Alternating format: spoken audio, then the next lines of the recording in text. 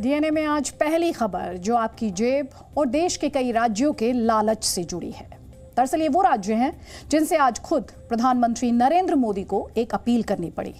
उन्हें ये कहना पड़ा कि ये राज्य तेल पर लगने वाला वैट घटा दें ताकि महंगे पेट्रोल और डीजल की कीमतें कम हो सकें और लोगों को राहत मिल सके। ये वो सरकारें हैं जहां अक्सर ही महंगे तेल की कीमतों पर धरने प्रदर्शन होते हैं, केंद्र सरकार के खिलाफ नारे लगाए जाते हैं। लेकिन शायद आप नहीं जानते कि महंगे तेल के लिए काफी हद तक ये राज्य खुद जिम्मेदार हैं। ज्यादा टैक्स लगाकर सरकारी खजाना भरने का उनका लालच इसके लिए जिम्मेदार है। आज प्रधानमंत्री नरेंद्र मोदी ने कोरोना के मुद्दे पर राज्यों के मुख्यमंत्रियों के साथ बैठक की।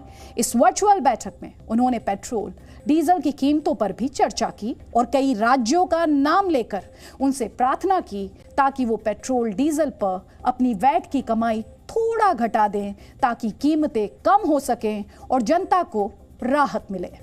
प्रधानमंत्री मोदी ने इन राज्यों को संघीय ढांचे की भी याद दिलाई और देश हित के लिए एकजुट होकर काम करने की भी अपील की। वैश्विक संकट अनेक चुनौतियां लेकर के आ रहा है। ऐसे संकट के समय में केंद्र और राज्यों के बीच तालमेल को, कोऑपरेटिव फेडरलिज्म की भावना को और बढ़ाना अनिवार्य हो गया है। अब मैं एक छोटा सा उदाहरण देता हूं। जैसे पेट्रोल डीजल की कीमतों का एक विषय हम सबके सामने है। देशवासियों पर पेट्रोल डीजल की बढ़ती कीमत का बोझ कम करने के लिए केंद्र सरकार ने एक्साइज ड्यूटी में कमी की थी। पिछले नवंबर महीने में कम की थी। केंद्र सरकार ने राज्यों से भी आग्रह किया था कि वो अपने यहां टैक्स कम करें और ये बेनिफिट नागरिकों को ट्रांसफर करें। इसके बाद कुछ राज्यों ने तो भारत सरकार की इस भावना के अनुरूप यहां टैक्स कम कर दिया, लेकिन कुछ राज्यों द्वारा अपने राज्य के लोगों को इसका कोई लाभ नहीं दिया गया। इस वजह से पेट्रोल डीजल की कीमतें इन राज्यों में अब भी दूसरों के मुकाबले कहीं ज्यादा है। तो प्रधानमंत्री को आपने कोऑपरेटिव फेडरलिज्म की दुहाई देते हुए सुना। साथ ही आपने सुना कुछ राज्यों ने तो राहत दी, वहीं कुछ राज्यों ने अपने खजाने को ज्यादा तरजीह दी। हम आपको बताना चाहेंगे कि केंद्र सरकार ने पिछले साल 4 नवंबर को पेट्रोल की एक्साइज ड्यूटी में 5 रुपए और डीजल की एक्साइज ड्यूटी में 10 रुपए प्रति लीटर की कटौती की थी। यानी केंद्र सरकार ने अपने हिस्से का बड़ा राजस्व आम जनता को फायदा पहुंचाने के लिए छोड़ दिया था। प्रधानमंत्री ने उस समय राज्य सरकारों से भी वैट कम करने की अपील की थी और उसके बाद उत्तर प्रदेश, गुजरात, कर्नाटक, हरियाणा जैसे कई राज्यों ने वैट कम भी किया था। लेकिन सोचिए, महाराष्ट्र, पश्चिम बंगाल, तेलंगाना, आंध्र प्रदेश जैसे कई राज्यों ने प्रधानमंत्री की अपील को ठुकरा दिया और वैट में कोई कटौती नहीं की। इन राज्यों में पेट्रोल और डीजल के दाम दूसरे राज्यों की तुलना में काफी ज्यादा हैं। मैं यहां किसी की आलोचना नहीं कर रहा हूं, मैं सिर्फ आपसे प्रार्थना कर रहा हूं। आपके राज्य के नागरिकों की भलाई के लिए प्रार्थना कर रहा हूं। अब जैसे उस समय 6 महीने पहले कुछ राज्यों ने बात को माना, कुछ राज्यों ने नहीं माना।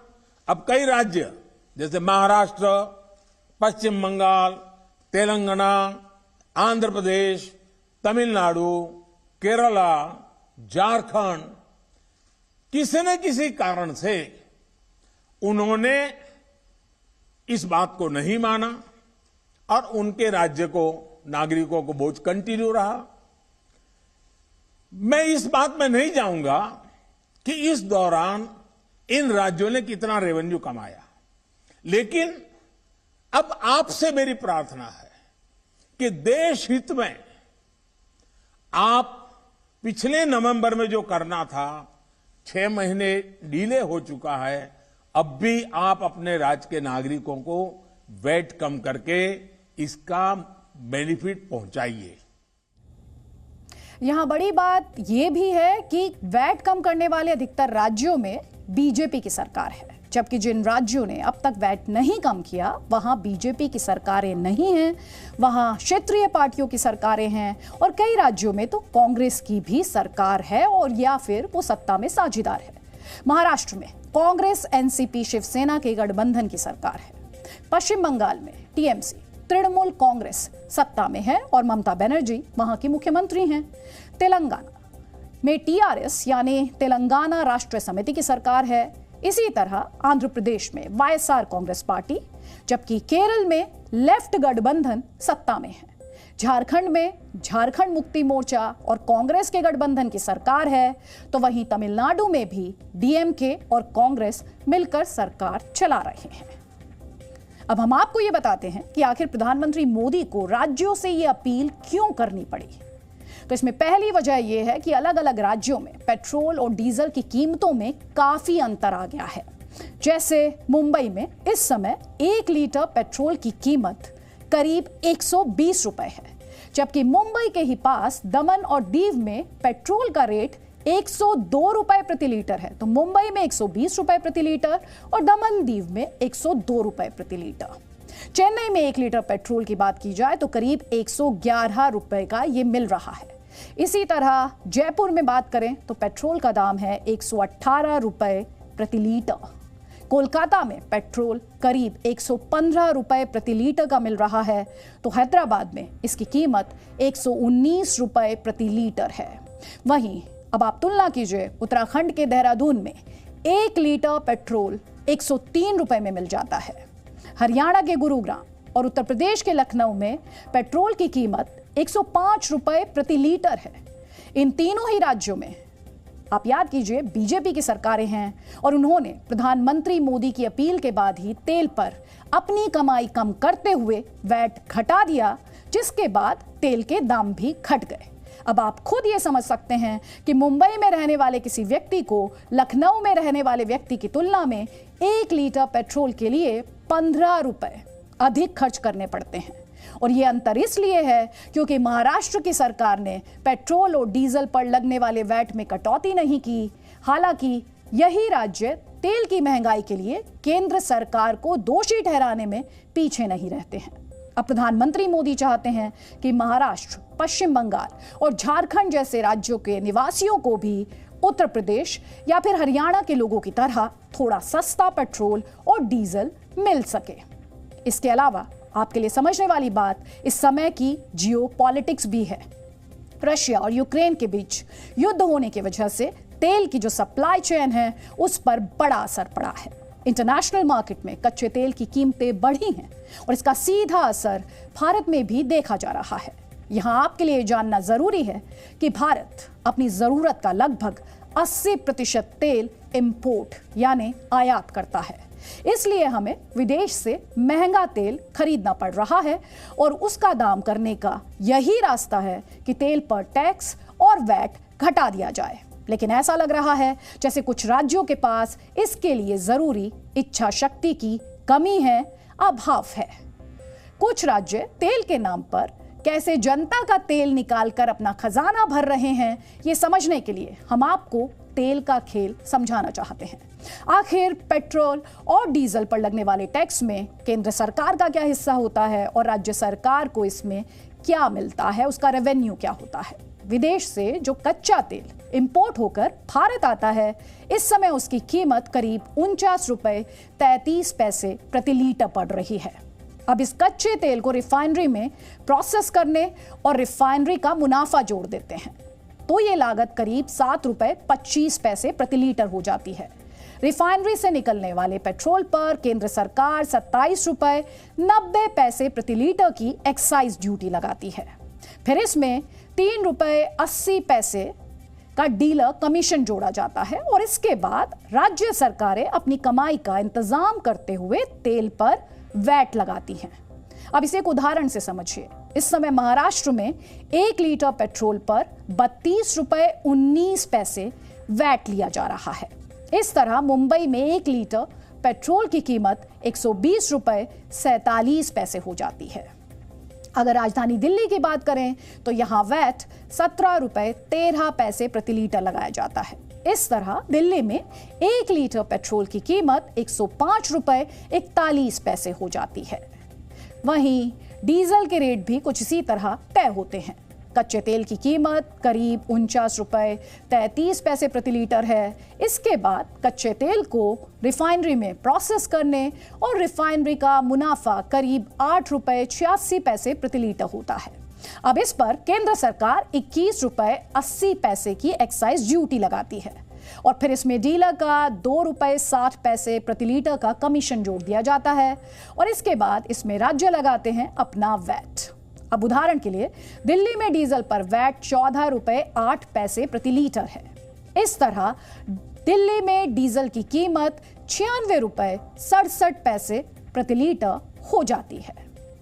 अगर महाराष्ट्र का उदाहरण देखें तो यहां डीजल पर 22 रुपए 13 पैसे प्रति लीटर की दर से वैट लगाया जाता है। ये सारे टैक्स और डीलर कमीशन जोड़ने के बाद मुंबई में 1 लीटर डीजल की कीमत 104 रुपए 72 पैसे प्रति लीटर हो जाती है। तो अब आप इन उदाहरणों के माध्यम से आसानी से ये समझ सकते हैं कि किस तरह महाराष्ट्र सरकार 1 लीटर पेट्रोल पर 32 रुपए से ज्यादा वैट वसूल रही है, जबकि केंद्र सरकार का टैक्स 28 रुपए ही है। यानी महाराष्ट्र सरकार ने पेट्रोल पर केंद्र सरकार से ज्यादा टैक्स लगाया है।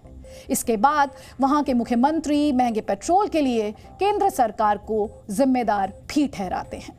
यहां आपके लिए जानना भी जरूरी है कि पेट्रोल पर कौन सा राज्य कितना वैट वसूलता है। इसके लिए हम कुछ राज्यों में पेट्रोल पर लगने वाले वैट की तुलना आंकड़ों के माध्यम से आपको समझाएंगे।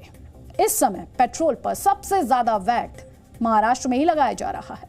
महाराष्ट्र में ग्राहकों को 1 लीटर पेट्रोल पर 32 रुपए 19 पैसे प्रति लीटर वैट देना पड़ रहा है। इसके बाद आंध्र प्रदेश का नंबर आता है। आंध्र प्रदेश में पेट्रोल पर 31 रुपए 59 पैसे प्रति लीटर के हिसाब से वैट देना पड़ता है।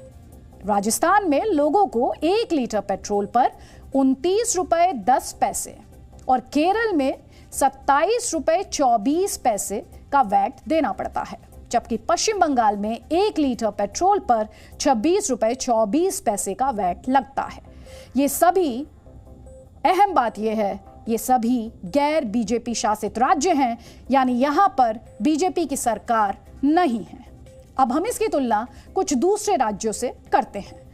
उत्तराखंड में पेट्रोल पर वैट की दर 14 रुपए 51 पैसे प्रति लीटर, उत्तर प्रदेश में 16 रुपए 50 पैसे प्रति लीटर, वहीं गुजरात में वैट की दर 16 रुपए 56 पैसे प्रति लीटर है। इसी तरह हिमाचल प्रदेश में 16 रुपए 60 पैसे प्रति लीटर, जबकि असम में 1 लीटर पेट्रोल पर 17 रुपए 38 पैसे का वैट देना पड़ता है। और ये वो राज्य हैं जहां पर बीजेपी की सरकार है और इन्होंने प्रधानमंत्री मोदी की अपील पर 6 महीने पहले ही वैट में कटौती भी की थी। इसकी वजह से इन राज्यों को काफी नुकसान तो उठाना पड़ा रेवेन्यू के लिहाज से। आंकड़ों के अनुसार इन राज्यों ने डीजल पर 5 रुपए प्रति लीटर और पेट्रोल पर 6 रुपए प्रति लीटर की कटौती की थी। यानी नवंबर 2021 और मार्च 2022 के बीच जिन राज्यों ने पेट्रोल और डीजल पर अपने वैट को घटाया था, उन्हें कुल मिलाकर, ध्यान से सुनिएगा, उन्हें कुल मिलाकर करीब 16,000 करोड़ रुपयों का घाटा उठाना पड़ा। इसमें बीजेपी के शासन वाले राज्यों के हिस्से की बात की जाए तो ये 11,398 करोड़ रुपए हैं, यानी घाटे का ज्यादा बड़ा हिस्सा बीजेपी शासित राज्यों ने उठाया है। इन राज्यों ने अपनी जनता को तरजीह दी और थोड़ी राहत देने के लिए करोड़ों की कमाई छोड़ने का फैसला किया। लेकिन कुछ ऐसे भी राज्य हैं जिन्होंने अपनी कमाई को ज्यादा महत्व दिया और वैट के जरिए अपना खजाना भरते रहे। महाराष्ट्र, पश्चिम बंगाल, तमिलनाडु, तेलंगाना, आंध्र प्रदेश, केरल, झारखंड जैसे 7 राज्यों ने अभी भी वैट की दरों में कोई कटौती नहीं की है और प्रधानमंत्री ने इन राज्यों का जिक्र आज किया। इससे इन राज्यों को दूसरे राज्यों की तुलना में करीब 11,945 करोड़ रुपयों की एक्स्ट्रा इनकम यानी अतिरिक्त कमाई हुई। अब आप समझ गए होंगे कि महंगे पेट्रोल और डीजल के लिए सिर्फ केंद्र सरकार ही जिम्मेदार नहीं है, इसमें राज्यों की भी उतनी ही भूमिका है। अगर राज्य भी चाहें तो अपने हिस्से का टैक्स कम करके जनता को कुछ राहत तो दे ही सकते हैं, लेकिन कई राज्य सरकारों ने ऐसा नहीं किया और इसकी वजह से उनकी जनता को दूसरे राज्यों की तुलना में महंगा पेट्रोल और डीजल खरीदना पड़ रहा है। और सोचिए, हम सभी और वो भी जो इस समय ज्यादा टैक्स दे रहे हैं और ज्यादा पैसे भर रहे हैं पेट्रोल और डीजल के लिए, सभी भारत में ही रहते हैं, एक ही देश में रहते हैं। वैसे किसी भी मुद्दे पर सियासत करना हमारे देश में एक परंपरा बन चुकी है। चाहे बात देश हित की क्यों ना हो, उस पर भी सत्ता पक्ष और विपक्ष के बीच राजनीति होने लगती है। इस बार भी जब प्रधानमंत्री मोदी ने देश के संघीय ढांचे और कोऑपरेटिव फेडरलिज्म और इसके अलावा देश हित की बात की और राज्यों से वैट घटाने के लिए कहा, तो इस पर राजनीति शुरू हो गई। कांग्रेस समेत विपक्ष की कई पार्टियों ने पर ही सवाल उठाने शुरू कर दिए। प्रधानमंत्री ने जिन राज्यों से वैट घटाने की अपील की थी, उन्होंने भी केंद्र को ही जिम्मेदार ठहराया।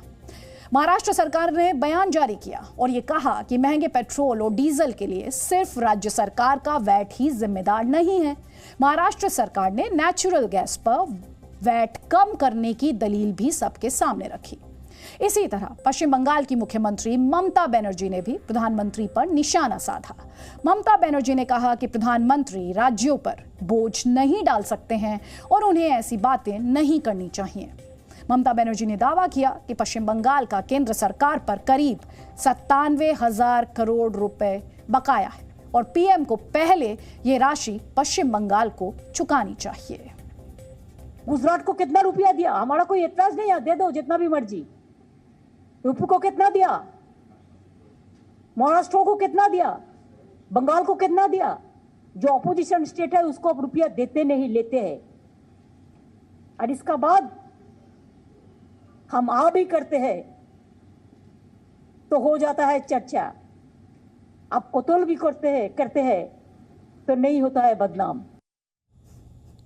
तो शायराना अंदाज में ममता बनर्जी प्रधानमंत्री मोदी से सवाल पूछते हुए। वैसे शिवसेना ने भी यही दलील दी और वैट घटाने की जगह केंद्र सरकार से उनकी बकाया राशि चुकाने की मांग शुरू कर दी। अब राज्य की जो महसूल आता है वो कल तक सेल टैक्स से आता था, अब जीएसटी बना तो सारे पैसे दिल्ली जाते हैं। और आपको जानकारी होगी कि पिछले कई वर्षों से हमारे जीएसटी के पैसे सही समय पे नहीं आ रहे। पिछले 2 वर्षों में आज मेरी जानकारी से करीबन 40,000 करोड़ रुपए केंद्र की तरफ से आने हैं। अगर वो पैसे केंद्र की तरफ से राज्य को मिलते, प्राप्त होते, तो राज्य हो सकता है सोचते राज्यों का भी कारोबार चलाना है ना, कारोबार करना है कि नहीं करना है। तो राज्यों को अपना काम चलाना है, लेकिन आम जनता तक राहत पहुंचाना क्या राज्यों की जिम्मेदारी नहीं है? आज ये सवाल भी उठ रहा है। प्रधानमंत्री ने राज्यों से जनता को राहत पहुंचाने के लिए वैट घटाने की अपील की, लेकिन कांग्रेस ने उन्हें जवाब दिया और कहा कि पहले बीजेपी के शासन वाले राज्यों को वैट कम करना चाहिए। Modi asking the non-BJP states to reduce it. First, he advised his party governments in Karnataka, in Uttarakhand, in Himachal Pradesh, in Madhya Pradesh. If he reduces, then if he asks others, they will do it. ये स्थिति तब है जबकि केंद्र सरकार पहले ही petrol पर 5 रुपए और डीजल पर 10 रुपए का टैक्स घटा चुकी है।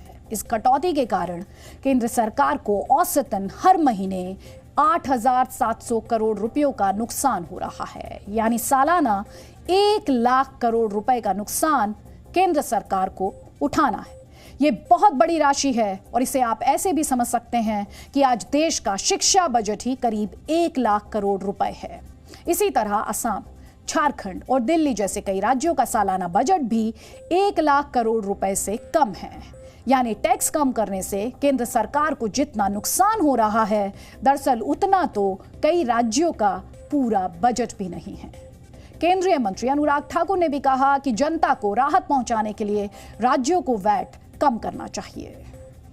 भारतीय जनता पार्टी शासित राज्यों ने महीनों पहले ही अपने अपने राज्यों में टैक्सेस में कटौती की थी और आम नागरिक को उसका लाभ पहुंचाया था। कर्नाटक को 5,000 करोड़, गुजरात को 4,000 करोड़, बाकी राज्यों को भी हज़ारों करोड़ रुपए की क्षति उससे हुई। टैक्स की कलेक्शन कम हुई, लेकिन भाजपा शासित राज्यों में आम नागरिकों को उसका लाभ मिल पाया। लेकिन विपक्षी दल केवल केंद्र की ओर देखते हैं, जबकि अपने यहाँ पर टैक्सेस में कटौती नहीं करते हैं। क्या कारण है? क्या वो अपने राज्य के लोग जिन्होंने उनको सत्ता में पहुंचाया है उनको लाभ नहीं देना चाहते? तो बीजेपी गैर बीजेपी शासित राज्यों को उनका राजधर्म याद दिला रही है और कांग्रेस बीजेपी शासित राज्यों में वैट कम करने की मांग कर रही है। लेकिन जनता तक फायदा पहुंचाने के बाद अगर गैर बीजेपी शासित राज्यों की बात की जाए तो अभी तक किसी भी नेता के मुंह से नहीं सुनी गई है। तो ये तो रही पेट्रोल की कीमतों की वास्तविकता और इस पर होने वाली राजनीति की बात। प्रधानमंत्री की अपील पर आम नागरिक क्या सोचता है, ये जानने के लिए आज हम लोगों के बीच गए। ज्यादातर लोगों का कहना था कि राज्यों को प्रधानमंत्री की अपील सुननी चाहिए। क्रूड ऑयल का रेट बढ़ रहा है, लेकिन वैट तो कम करो, या तो वैट को जीएसटी के दायरे में लेके आओ, उससे हम लोग को फ़ायदा हो जाएगा। मैं खुद एक बिजनेसमैन हूँ। जो ट्रांसपोर्ट ट्रैवलिंग जो है, ट्रेन है, बस है, वो तो ऑलरेडी फुल ही रहते हैं, तो लोग बाइक लेके तो निकल सकते हैं, अपनी व्हीकल रहेगी तो निकल ही सकते हैं। लेकिन फिर भी ये भी पेट्रोल के दाम बढ़ गए तो अभी क्या करेंगे, वो भी सोचना पड़ता है निकलने के लिए भी। महंगा इतना करके क्या स्टेट को ही कमाने का है क्या? उसका सेंट्रल गवर्नमेंट इंपोर्ट करता है तो उसको चाहिए ना, और वो सब खर्चा लगता है, हिसाब होता है, फॉरेन एक्सचेंज आता है जो अपने पास नहीं है। तो वो हिसाब से तो हमको इधर भी कम करना चाहिए जो हम लोग को अच्छा पड़े। जितना बचा सकते हैं हम लोग खुद बचा सकते हैं, but it's not cursing anybody और कर्सिंग द गवर्नमेंट। बहुत ही पिंच हो रहा है, अभी तो गाड़ी लेके निकलना मुश्किल है।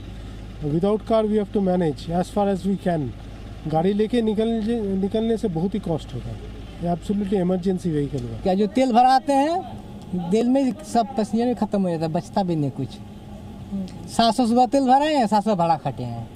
आप बोलिए अपना क्या रखेंगे, गाड़ी मेंटेनेंस क्या रखेंगे, मालिक को क्या बातचीत देंगे। 8,000 रुपया सैलरी उसको मिल रहा है, तो वो एक फिक्स सैलरी ही है। उसका क्या होता था, महीना का मान लीजिए 2,000 रुपया पेट्रोल में खर्चा होता था। अभी क्या हो रहा है, अब 8,000 सैलरी में उसका 4,000 रुपया पेट्रोल खर्चा हो रहा है। अगर वैट कम कर सकते हैं तो करना चाहिए, ज़रूरी है। क्योंकि अगर आप, एक नॉर्मल सी बात है, अगर एक पर्सन 90 रुपीज़ पर लीटर भरा रहा है और नाउ दैट करेंट डेट में वो 108 पे भरा रहा है, तो जो गैप है ना, वो देखने को लगता है कि 10-20 रुपीज़ का है, बट वो 10-20 रुपीज़ ना बहुत बाकी चीज़ों पे भी फ़र्क डालता है। क्या कर सकते हैं भैया, डलवाना तो पड़ेगा, गाड़ी तो चलानी पड़ेगी।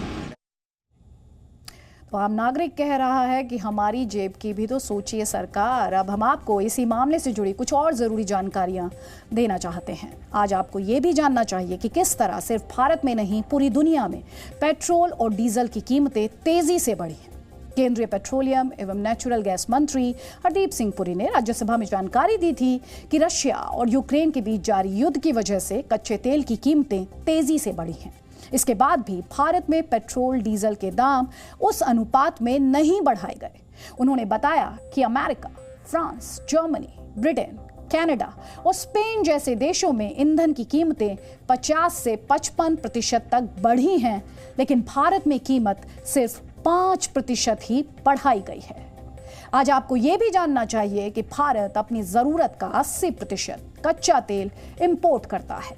यानी अगर विश्व में कच्चे तेल की कीमतें बढ़ती हैं तो उसका सीधा असर भारत के इंपोर्ट बिल पर भी पड़ता है। सरकारें महंगा तेल खरीदने के लिए मजबूर हो जाती हैं।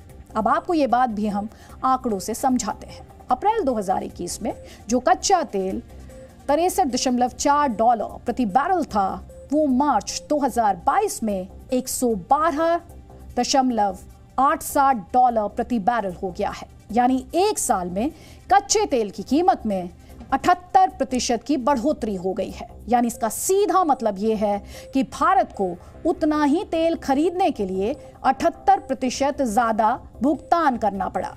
इसके बाद भी भारत में ईंधन की कीमतें दूसरे देशों की तुलना में काफी कम हैं, यानी उस अनुपात में नहीं बढ़ी हैं जिस अनुपात में दुनिया के दूसरे देशों में इन कीमतों में इजाफा देखा गया है। Presenting B News app, available on Google Play and App Store. Download it now.